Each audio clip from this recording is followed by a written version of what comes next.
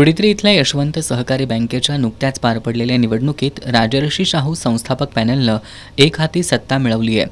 या विजयानंतर आज बँकेच्या मुख्य शाखेत नवनिर्वाचित संचालकांनी संस्थापक अध्यक्ष शंकरराव पाटील यांच्या उपस्थितीत प्रवेश केला।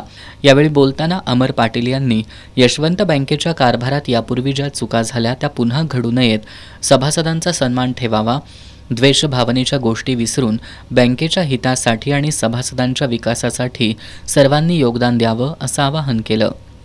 प्रकाश देसाई यांनी आपल्या भाषणात शेतकरी कर्जदारांचं सिबिल खराब होतं तर नोकरदारांचं सिबिल चांगलं असतं, यासाठी आपल्याला काम करावं लागेल असं सांगितलं।